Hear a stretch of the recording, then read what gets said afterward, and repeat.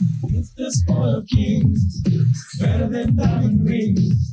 Football, Wildcats, football, Wildcats, football, Wildcats, football, I got it. Wildcats, football, Wildcats, football, Wildcats, football.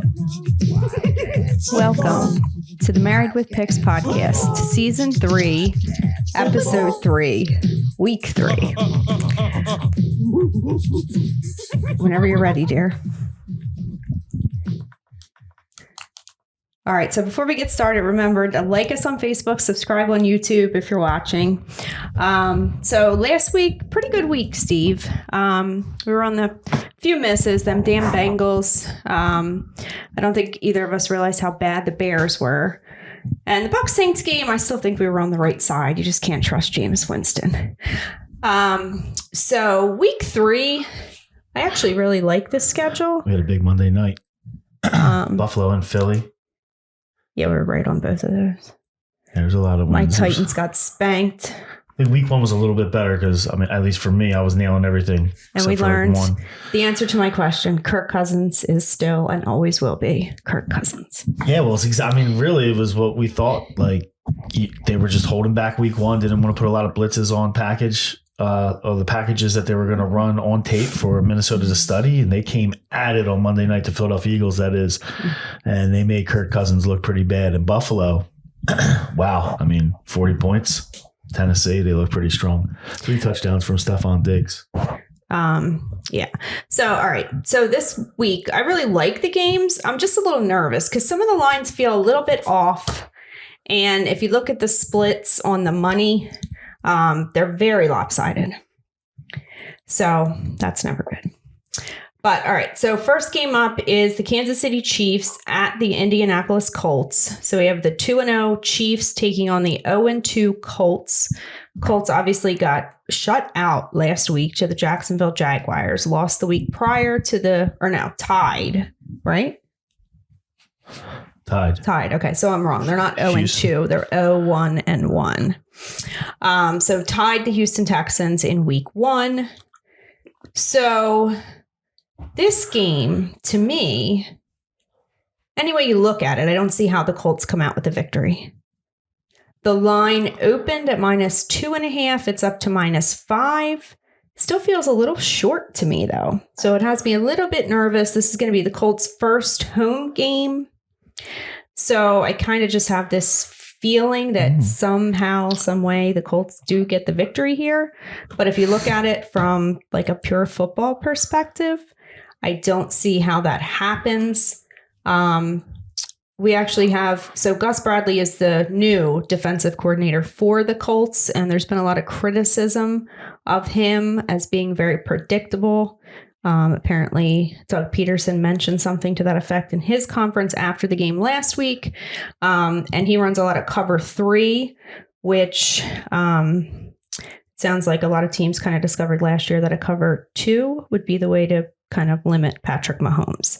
So if he's not going to change up his strategy, it could be a long game for them. Obviously, you have Jonathan Taylor, who's their best player, but if the game gets out of hand, then the run game is going to get phased out. So is that Doug Peterson doing Frank Reich a solid, kind of after the game, loudly pronouncing what the problem is? Kind of like after you're picking off the signs in baseball, then telling them the other team you're picking off their signs? I don't know. Why would he allow them to, I don't know. I mean, maybe he's just not saying anything that nobody doesn't know, it's pretty obvious, but I could see him tipping off Frank Reich saying, hey, you got to switch this up a little bit. Why don't you just call him on the phone and be like, yo. Yeah. Well, it's interesting. Right. Your take on the game. I think this is where you got to start reading the schedule, and you're starting to get, we're into week 3. So you got 2 games already built up.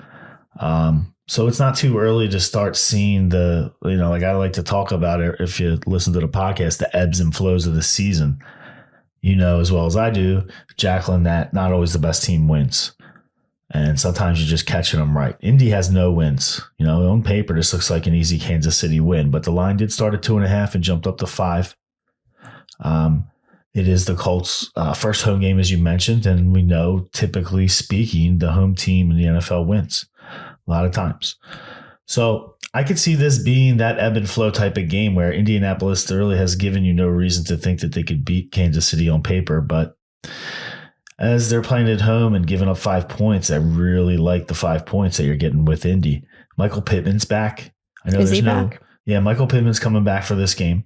There's no the most notable issue for the culture player that's going to be out is Shaquille Leonard, who's a staple on that defensive line. Yeah, and I believe he would probably be responsible for covering Kelsey.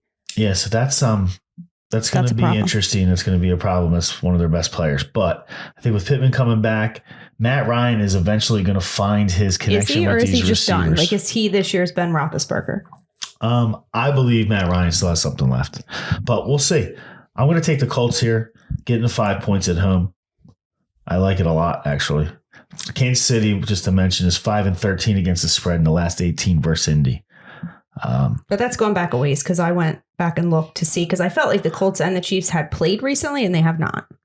Like this version of the Colts has not played this version of the Kansas City Chiefs. Great. I just give you the stats, babe. You do what you want with them. Okay. Well, it is going back a lot. There's 18 games there and they're not in the same division. So you would think that would probably be going back at least 25 years, maybe 30. Okay. So what impact is a 30-year-old game have? 0 in my book. You want the stats to back up the pick? I'll give you some stats. If you're you on like the Colts here. If you like me, take Indy. If you like her, take Kansas City. I got to take Kansas City because I don't see a way.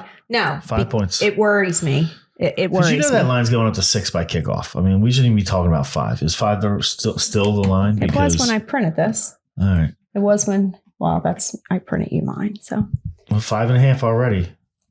But this thing's going to be 6, maybe approaching 7 by game time. If you get 7 points, jump all over Indy. I'm telling you right now. At home, at least the backdoor touchdown at the end to get them in there. Because you know that they're not going to give up as long as Ryan stays in the game. He's going to want to keep working with his receivers until they get the timing. So they're not going to even though he's getting a little older and you would look to rest him, hopefully they would keep him in the game and keep trying to plug and score all the way to the end and look for a backdoor touchdown to cover.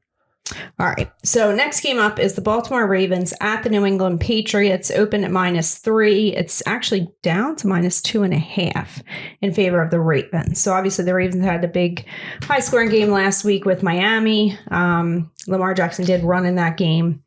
Pats haven't really looked good. So this is another game that kind of worries me because I don't see how the New England Patriots keep up with the Baltimore Ravens. So the line feels like it should be higher. And obviously, if it's gone down, that means the money is on the Patriots. So this is another game that I feel like the Ravens are clearly the better team and should win. But I'm a little worried. And this one, I would feel a little bit better taking the Patriots. So what impact do you think the Ravens game last week will have on this week? Meaning, they coughed up a huge lead to Miami. Do you, as the Ravens players, feel a little embarrassed and have a little bit of extra edge to get back on the field to vindicate yourself from the debacle that happened last week? Or did you put it all out there last week? Well, I'm asking you, what impact do you think that is? Do you think that is what's going to happen? It's going to hurt the Ravens and they're going to spend time. Well, that's the real Ravens, the last quarter of the game. No, but I think maybe it's deflating. Who's going to be the best player on the field when these two teams play, when the Ravens play against on offense? Who's the best player? Yeah. Well, I guess you'd have to say Lamar Jackson, right? Yeah. So isn't there something with Belichick? Well, he was the one, I guess, initially. Yeah. Yeah. So he kind of knows how to defend him. Yeah. But he's played. I think was the last season that Brady played in New England. They kind of started out like 4-0, but they hadn't really played anybody good. And then they came up against the Ravens, and they couldn't repeat that because they didn't have the offensive weapons. And I think that was kind of the beginning of the end for Brady in New England. So, I mean, you have to have the horses to do it, and I don't know if they do. Yeah, it's a tough game for me. I mean, it's New England at home, and they're getting points. It's tough to walk away from that, But if the Ravens jump out to a 28-point lead against these guys, there's no coming back, Tua, Hill, get some electricity with Waddle down in Miami. I can't see New England coming back. I mean, but they are coming home. Man, they're not getting anything out of who's the receiver from Miami that they just got? Parker. Devontae Parker hasn't done anything. I was really kind of big on him. I've always liked Devontae Parker and thought that New England would be able to feature him a little bit more than what they have so far this season. So I wonder if that's just going to be a bust. But I don't know. I really struggled to make a pick on this play. I'd say if you had to play it, you'd take New England. Okay. But I don't really like it. I mean, because I look at Baltimore, the way they got stung last week, and my personal opinion is it's going to work out better for them this week because they're going to have that chip on their shoulder that they gave up that lead. Okay. Yeah, I don't know. I mean, my pick would be the Ravens, but I just feel like this is a game that could go the other way. All right, we're both unsure of this game, so let's just move on because we're wasting a lot of time on that. All right, so next game up is the Houston Texans at the Chicago Bears. Opened at -3 in favor of Chicago. It's down to -2.5. So we watched the Bears game last week against Green Bay. It was not pretty. Quiz for you. How many passing attempts do you think that Justin Fields has made over the course of 2 games? Total? 21. 28. Oh, I guess they're really low because I figured it was low. Okay. All right. But that's really low for 2 games. It is. So they just don't trust him throwing the ball, I guess. That averages out to 14 per game, Jaclyn. Yeah, that's ridiculous. Right? Like Davis you Mills. Like the great math going on in Davis here? Mills is throwing like 30 sometimes a game. Do you know how I figured that out? No. 28 divided by 2 is 14. Being sarcastic. All right. Sarcasm?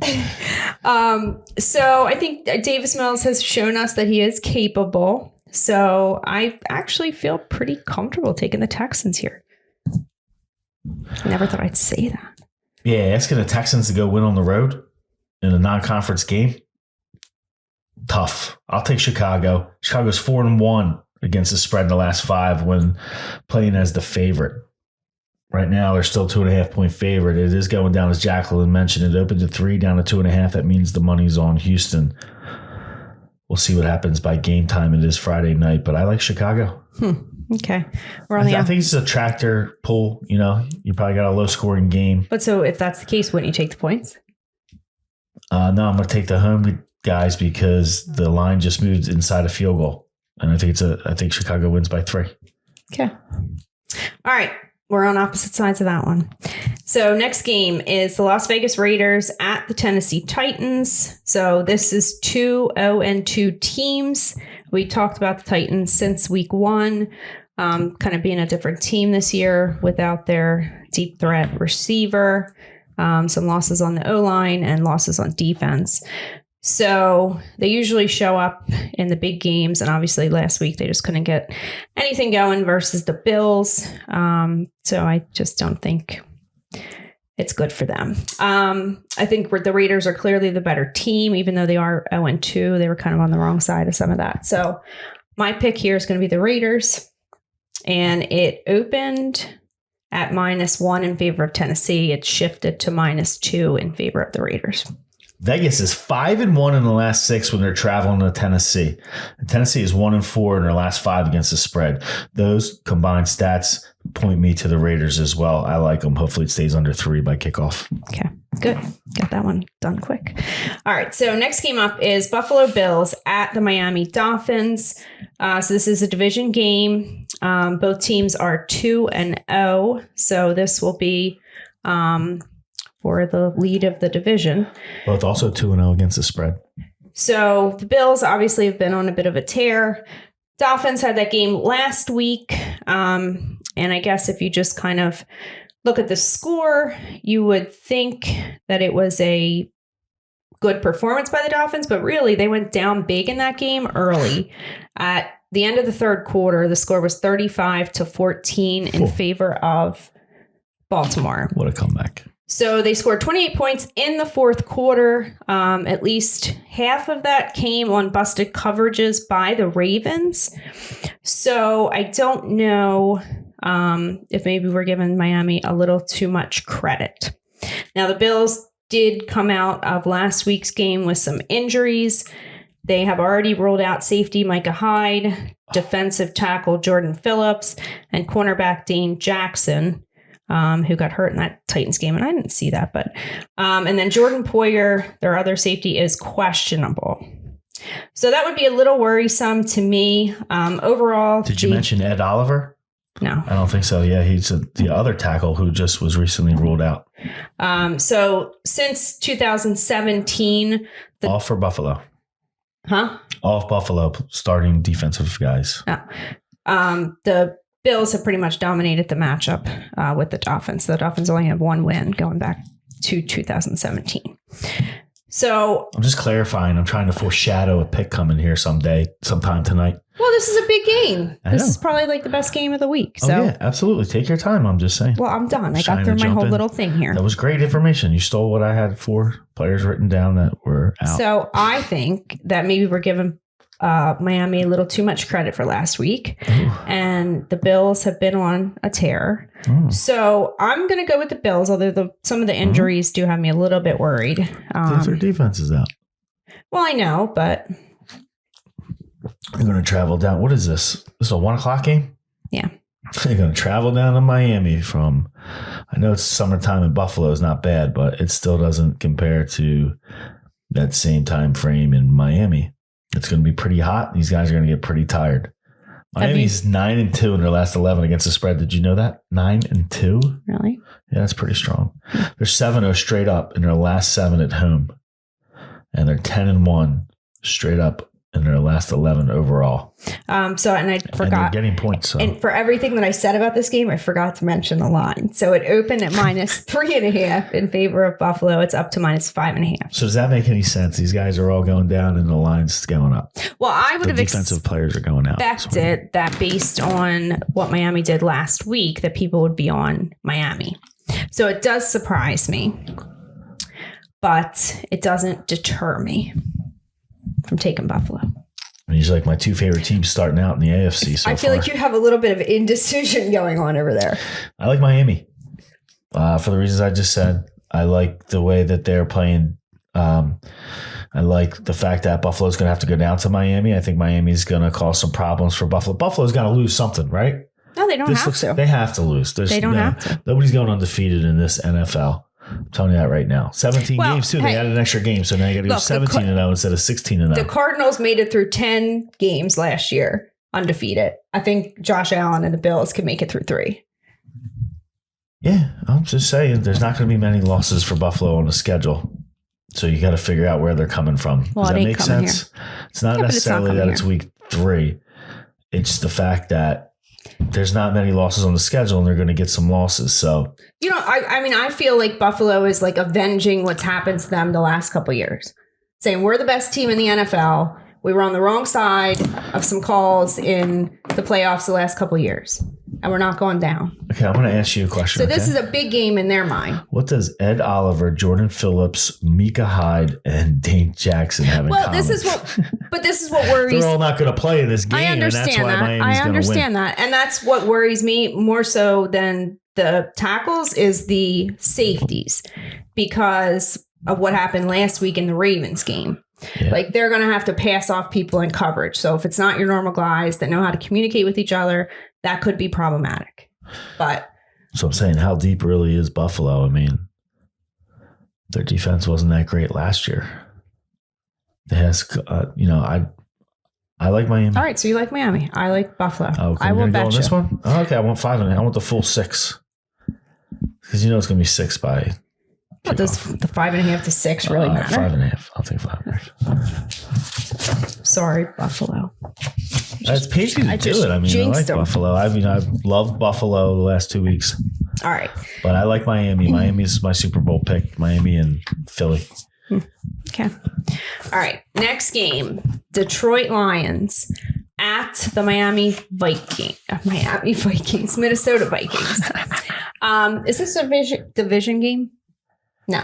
Yes. Oh, yes. Okay. Absolutely. Right. It's the NFC North or the North Division. Okay. Sorry. Okay. So Green Bay and Chicago. There. got my inner Chris Berman on. Is that right? Green Bay and Chicago?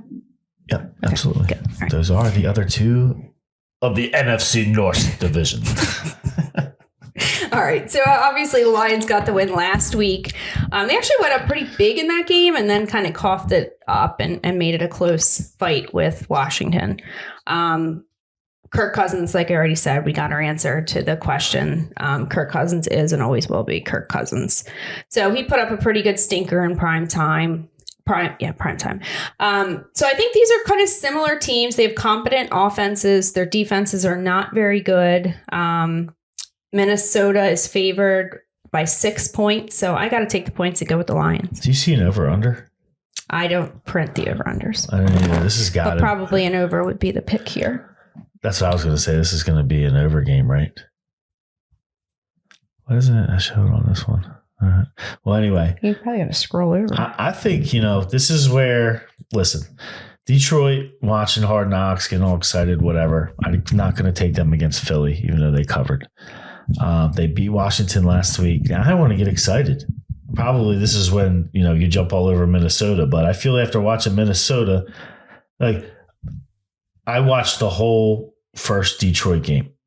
I watched the whole second game of Minnesota. I feel like after watching those two teams, it's clear that Detroit is going to give them all they can handle, and getting 6 points just seems like, you'd be stupid not to take the points, especially when mainly the reason why I say after watching this is Detroit blitzed Philly like almost every play. They blitzed a lot. Yeah, well, if they blitz Cousins. Well, you got to blitz Cousins to get them, right? So I think if they would have that same type of pressure. Cousins to get them uncomfortable, right? Yeah, I think they showed that they could get to the quarterback. The problem against Philly is that Jalen Hurts was just too quick to get around the rush. They're going to get home Kirk on Cousins. Cousins. Not that quick. Yeah. So, hey, I'll give you a couple stats, Jaclyn, that, kind of back up Detroit, but they're 5-1 in their last 6 against the spread overall. And they're 7-1 in their last 8 against the spread versus the NFC. Yeah, well, a lot of their games last year. I mean, they were the, couple point losses. Like, I think at least one of the games against the Vikings last year was like a field goal difference. So, yeah. And they were in it till the end. So who do you like? I like the Lions. Okay, we're in agreement there. Okay, good. Moving on. We got the Cincinnati Bengals traveling to the New York Jets. Joe Burrow and the gang, who've gotten sacked, 30 times this year already? Try to get it together, taking their act over to the Meadowlands. They'll face Joe Flacco, right? He's starting this game? Yes. Yeah, so the Bengals, who have been haphazard with the football and haven't really looked like their selves from last year who went to the Super Bowl, it's going to be a tough game for the Jets, who just had that huge comeback last week, and they're coming home in front of their fans. So what do you think about this game? Well, I obviously have lost the last 2 weeks on the Bengals. So I'm gonna go back to the well one more time, because in week 1 they faced the Steelers. TJ Watt was probably responsible for a lot of the sacks in that game. Week 2 you had Micah Parsons in the Cowboys game. So the Jets do not have that type of pass rush. So I'm not worried as much about that. The Bengals have had offensive line issues going back to last year. They were able to work around them last year. It didn't work out so well in the first 2 games of this year, but those teams have some pretty good pass rushers. So I'm going back to it. I'm going to take the Bengals, and if they lose this or they don't cover this, then I'm done with them. And the line is at -6. Yeah, I feel bad. I'm going to go against the alma mater, Joe Flacco at the University of Delaware. He got his 1 win. That's about all he's doing. How can they win 2 in a row? I don't know how they can do it. I mean, it'd be pretty tough. Well, here's a question. If they do pull out the victory here, do you have a quarterback controversy in New York? No. No, because the money and the pick is behind the Wilson. So when he comes back, he's going to play. I got a couple more stats for you. Cincinnati's 8-2 against the spread in their last 10 overall. Jets are 1-7 against the spread in their last 8 games in September. So that's going to go back through 2 years. You see, definitely Slayla was the coach last year as well. So I'm going to stick with the Bengals as well. I think they got this game by more than a touchdown. Okay. All right. So we're on the same side of that one. All right. So next game is the Philadelphia Eagles traveling to Washington. This line is at -6 in favor of Philadelphia.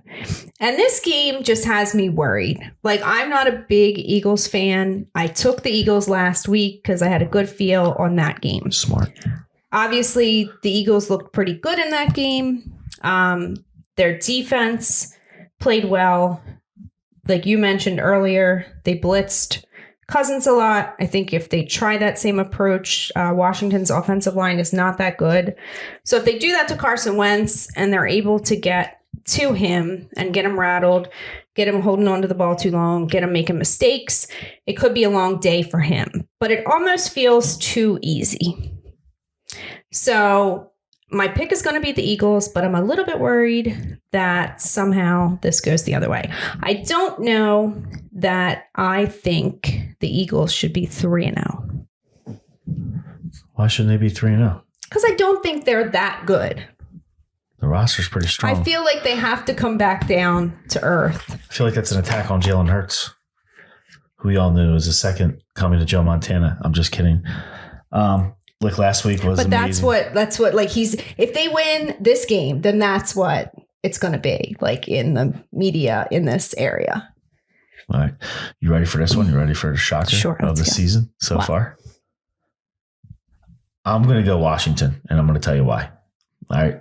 Eagles, best game of Jalen Hurts' career. Okay? His life. I don't care. 8 touchdowns in high school doesn't equate to what he just did on Monday night in front of a national audience against the Minnesota Vikings. He looked great running the ball. He looked great throwing the ball. It's his best game ever. They played Monday night. Watch for the Monday night hangover here.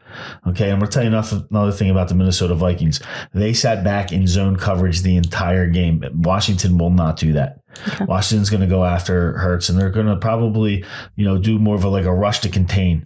So he's going to have to sit back there, and we're going to see how good he's going to read the defenses, because it's not going to be as easy as what Minnesota presented on Monday night. And that's not, trying to cast any stones at Minnesota that aren't called for, but they just sat back in zone and got demolished, and he picked them apart passing the ball, which is something we haven't seen yet.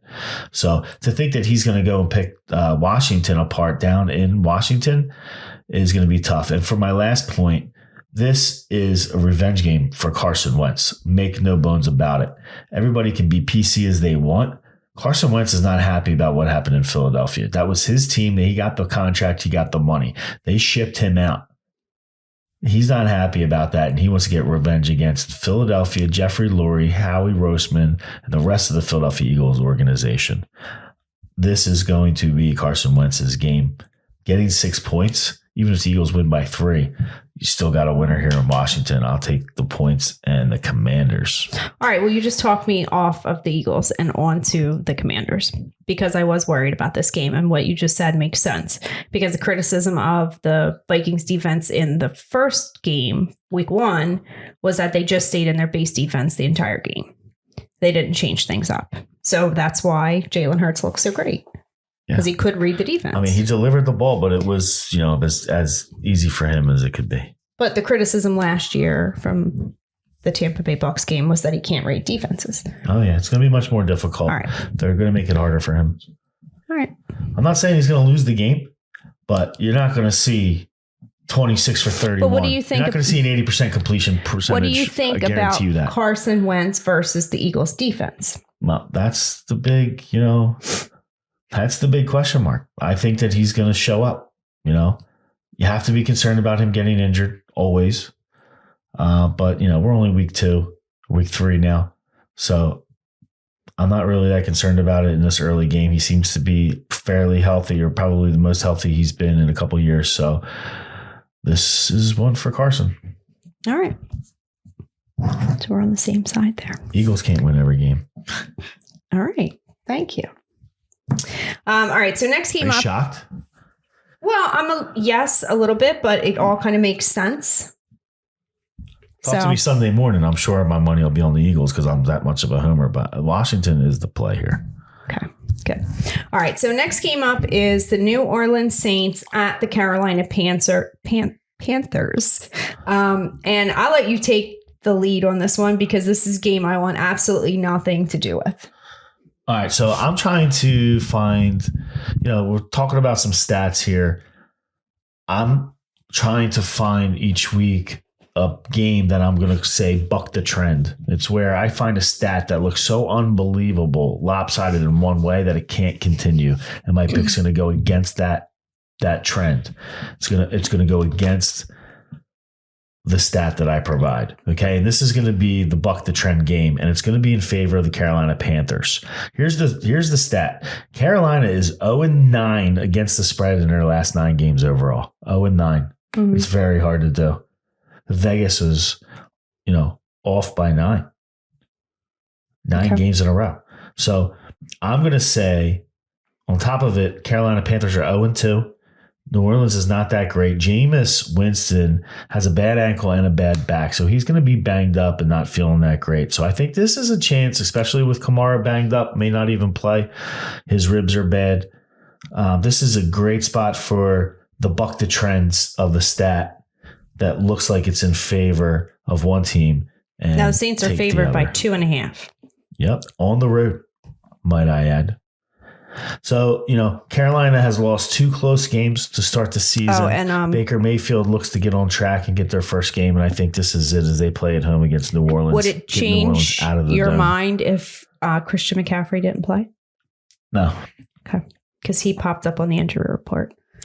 Yeah, no, this isn't really like a Christian McCaffrey. It actually might help them if Christian McCaffrey's out. I'm not really big on Christian McCaffrey for those of you for fantasy purposes. I mean, it's very rare that you get back to where you were. We talked about it before on at least the first podcast. It's very rare that you tear an ACL as a running back and get back to the form you were in. He was the best player in the league. He was the best running back for sure. Then he tore his ACL and he hasn't gotten back. So he did run for 100 yards against the Giants. Scored a touchdown the first week, but again, I'm not trying to bash Christian McCaffrey, but the fact is that they have Christian McCaffrey. They have suitable backups who can run the ball. Okay. All right. So your pick is the Saints? Buck the trend. The Panthers are 0-9 against the spread in their last 9 overall. Right, we're going to go for them to reverse that stat and get their first win against the spread. Okay, so you're willing to put your money on the Carolina Panthers. I am. Okay, good for you. I like them. It's really a play against the Saints, and I think Carolina can play strong enough to win this game. They're going to win this game. Could be by a point, could be by 2 points, but if they're getting 2.5, that's a cover, right? When we're just looking for winners, we don't necessarily need to win by 30 and go to bed at halftime, but we just want winners. All right. Right? All right. Next game. Jacksonville Jaguars traveling to Los Angeles to take on the Chargers. This is at -7 in favor of the Chargers. It's down from -10.5. So Jacksonville had the big shutout last week against the Colts. Traveling west, we have some question marks with Justin Herbert. Oh, he obviously got hurt towards the end of the Chiefs game. So Herbert. He's questionable. I assume he's going to play, but he won't be necessarily 100%. So, I mean, I think the Chargers are the better team. I think they probably win. I don't know if I'm comfortable taking it with him questionable. You have any thoughts on this? Touchdowns, too many points. I would take the Jaguars. If it slips under a touchdown, I'd go the other way. Okay, good. All right, next game. Flip. Pack attack. All right, so this is the big matchup, Brady versus Rodgers. So in the 2 meetings since Brady became a Buck, he's won both of those. Last year they played in the regular season, and the Bucks really dominated Rodgers in that game. They just got to him, got him uncomfortable. They won 38-10, and I think that 7 of those points came in garbage time. And then they beat them during the playoffs as well, 31-26. Bucks have a good run defense, so that would kind of mean that Aaron Rodgers would have to connect with some of his receivers. Sammy Watkins is going to be out on that side. Obviously, Mike Evans is not going to be there because he's suspended. Chris Godwin has already been ruled out. Julio Jones is questionable as always. I think even like their other receivers are questionable as well. So they're definitely going to be missing some pieces, but I'm still going to lean in favor of the Bucks. The line went down from -3.5 in favor of the Bucks to -1. Your thoughts? The Battle of the Bays, Green versus Tampa. You gotta love it. Green Bay's 2-5 against the spread in their last 7. Tampa's 4-1 against the spread in their last 5. This would make Tampa 3-0. Tom Brady's going to will this team to a win. I think the line is coming down for the wrong reasons. I think Tampa's going to get the win. Why is it coming down? Here. Because of the wide receivers? Yeah. Doesn't look like they have much health going on. Cage, I think Cage is going to be out, right? I don't know. And Evans is definitely out. I think even like Evans is suspended. Perryman and whoever the other guy is, they're both questionable. I don't know what the. Scotty Miller's guy could be their number 1. No, I think he's out. Yeah. So look for a big Leonard Fournette sighting this game. Yeah. Because Green Bay does give up the yards on the ground. So if they can get Leonard Fournette running. Yeah, I think nothing else really matters. Well, I think the Bucks defense too, because in that first matchup last year, that's how they really got. Bucks defense has been pretty good. Yeah, and they had some injuries towards the end of last season that kind of limited them, but I think they're. All right, we're both in agreement. Tampa there. Yep. All right, let's move on to the next game. We got the Los Angeles Rams at 425 traveling to the Arizona Cardinals. Rams are 1-4 against the spread in the last 5. That's tough. What do you think about this game? Well, since in the McVay-Kingsbury era, McVay has pretty much dominated that. Last year, when Arizona was on their run, they did beat them in October 37-20. When they met later in the season, they lost, and they lost again pretty handily. Now, remember that playoff game? It was just brutal. Yeah. Arizona was brutal. Yeah. So, I mean, the Cards haven't looked great starting this season. Their defense is not very good. So I got to side with the Rams. The line is currently went up from -2 to -3.5. So I'm not a big fan of that hook, but. Yeah, I don't like the hook either. I'm going to take Arizona because of the hook. I'm right there at 3. I think this is a Rams 3-point win. So at 3.5, I take Arizona. If it goes back down to 2.5, I would take the other side and take the Rams. I literally think this is going to be a 3-point game. Or you could just buy it down to 3. We could just take it half. Why would you buy it down to 3 and hope for a push? I put it in. If I thought it was going to be a 3-point game. Put it in. That doesn't really make a lot of sense, does it?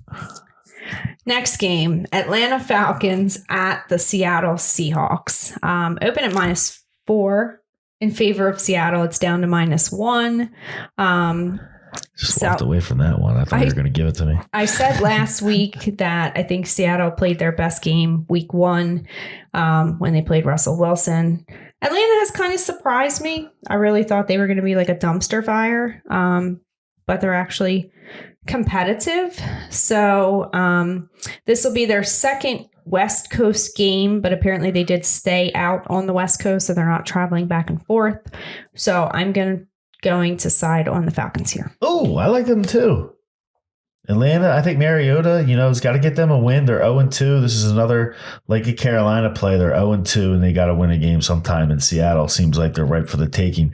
4 points at least. I mean, hey, they might not win straight up, but it did get bet down to 1. So, it is really who's going to win this game. It's going to be tough to go into Seattle and win, but I like Atlanta. They're 4-1 against the spread in their last 5 versus Seattle. I like that trend to continue. I'll take the Falcons +1. All right, we're on the same side there. Next game is the San Francisco 49ers at the Denver Broncos. Open at -2.5 in favor of Denver. It shifted to -1.5 in favor of San Fran. I assume a lot of that is Nathaniel Hackett, and some of it is Jimmy Garoppolo. So, and I have to say, like, it's terrible what happened to Trey Lance, but I feel so much better with Jimmy Garoppolo as the quarterback of the San Francisco 49ers. And I really think that the San Francisco 49ers should just embrace Jimmy G and go with it. Because I really don't get like why they don't want him there. He's been there for what, like 5 years. He's taken him to the Super Bowl. He's taken him to a conference championship. A lot of the other seasons he was injured. Like, he's done a pretty good job. So I don't know why they wanted to ship him out. I'll tell you why. Those fans are used to Joe Montana, Steve Young. They're looking for the next great quarterback. Well, I'm not talking about the fans. I'm talking about like Kyle Shanahan. If the fans are looking for it, like, what are you looking for? A ring? And quite honestly, that far because he took them to the NFC Championship and couldn't get them past. Quite honestly, like, I like Kyle Shanahan as a coach, but Kyle Shanahan was the offensive coordinator when the Atlanta Falcons coughed up the 28-3 lead against the Patriots in the Super Bowl. And I'm pretty sure that one of those other playoff games with Jimmy Garoppolo was very similar at the end of the game, with Kyle Shanahan not being like wanting to be aggressive and ending up losing the game. So that's my rant there. But the coach of the Broncos, they didn't make him look any better in week 2 than he did in week 1. But you were really happy when that happened, weren't you? What? When he coughed up that huge lead at halftime. Well, maybe, but I know you were pulling for the Patriots, believe me. Yeah, but I mean, I think I like Kyle Shanahan as a coach, but I think he is a little like conservative at times too. So, what's your take on this game? I like Denver. Really? Yeah, I do like Denver. I don't really get why people are hating on Russell Wilson so much. I know he hasn't looked that great, but he's only going to get better as he has more time in this offense. And they're playing at home. I mean, I like Garoppolo. I agree with everything you're saying. I mean, like, I kind of George Kittle is probably going to play this week. Yeah, but against Seattle, against Denver.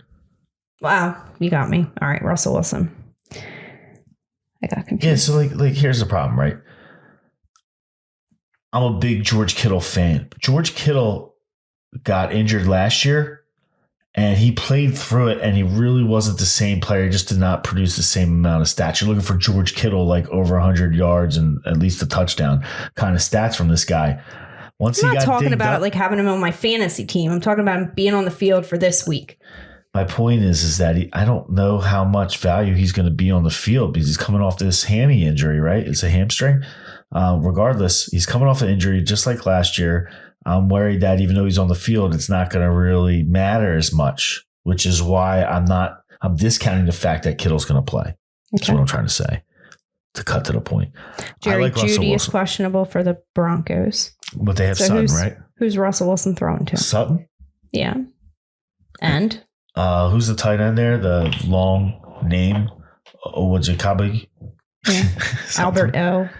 Yeah, that guy looks good. And then I don't even know who the other mullet wearing tight end was that came out of nowhere on that Monday night, was getting all the action. So he's got 2 tight ends that he's comfortable throwing the ball to.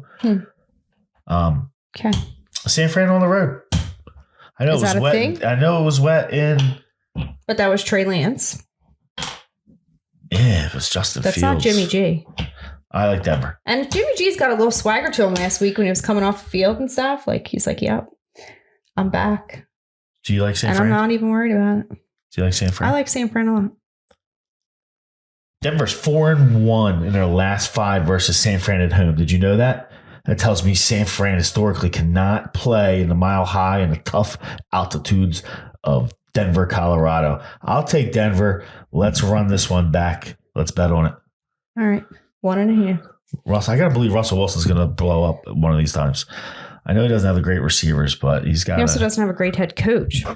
Yeah, but they're working through it. Like a piece of hair on my microphone. All right, we got the last game. We're going to go to Monday night. That Dallas Cowboys travel back.